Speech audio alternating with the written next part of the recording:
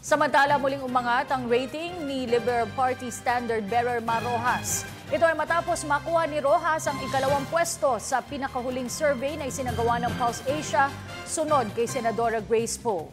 Ayon sa palasyo, pagpapatunay ito ng tiwalang ibinibigay ng publiko sa isinusulong na tuwid na daan ng administrasyon.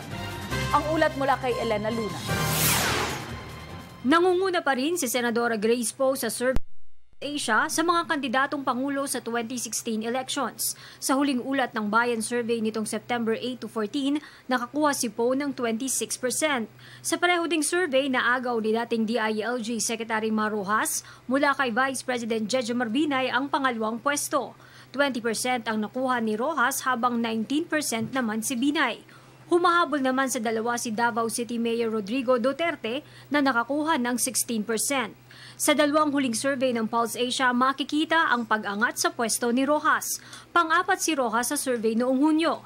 Pero sa magkasunod na survey ng Agosto at Setyembre, naging pangatlo at pangalawa ang pwesto ni Rojas. Sinabi ng Pulse Asia na nakatulong sa pag-angat ni Rojas sa survey ang ginawang pag-endorso ng Pangulo noong July 31. Ayon naman kay Deputy Presidential Spokesperson Abigail Valte, pinapatunayan ng survey na ito ang paniniwala ni Pangulong Aquino na isusulong ng mga Pilipino nakakuha niya ng pag-unawa at suporta mula sa publiko ang daang matuwid sa kabila ng pagsisikap ng mga tumututol dito. Dagdag ni Yusek Balte, patuloy ang pagtitiwala ng publiko sa Pangulo at ang survey na ito ay pagkilala na ang 2016 ay magiging referendum ng tuwid na daan. Ayon rin sa Deputy Presidential Spokesperson, ipinapakita ng Pulse Asia Survey ang parehong tiwala at suporta sa pagitan ng mga Pilipino at ng Pangulo. Para sa Telebisyon ng Bayan, Elena Luna.